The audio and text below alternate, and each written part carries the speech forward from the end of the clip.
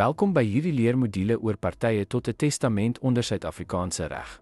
In hierdie les sal ons die sleutelrolle en regskonsepte ondersoek wat definieer hoe 'n testament werk, insluitend die testateur, begunstigde, erfgenaam en legataris. Verstaan van hierdie terme is noodsaaklik vir die interpretasie en toepassing van die erfreg. In die Suid-Afrikaanse erfreg is 'n testament 'n regsdokument wat 'n persoon se voornemens vir die verspreiding van hul boedel, wat alle eiendom, bates en besittings insluit, na die dood aanteken. Elke party tot 'n testament speel 'n spesifieke regsrol om te verseker dat die testateur se wense volgens statutêre vereistes vervul word. Die testateur is die persoon wat die testament opstel en onderteken, waarin hul wense vir die verdeling van hul boedel na die dood uiteengesit word.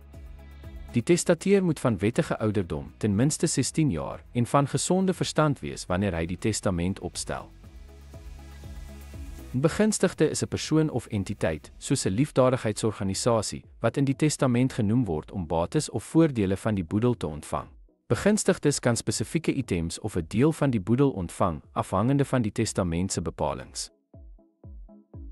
'n Erfgenaam verwys na 'n persoon wat die boedel erf van iemand wat intestaat sterf, sonder 'n geldige testament. In gevalle waar 'n persoon 'n geldige testament het, kan die term erfgenaam uitruilbaar met begunstigde gebruik word, maar dit verwys tradisioneel na diegene wat erf ingevolge intestate erfopvolgingswette.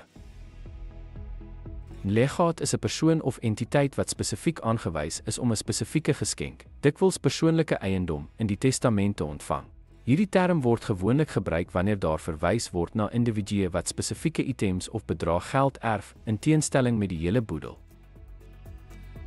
Dit is noodsaaklik om die rolle van die testateur, begunstigde, erfgenaam en legataris te verstaan vir die interpretasie en toepassing van Suid-Afrikaanse erfreg.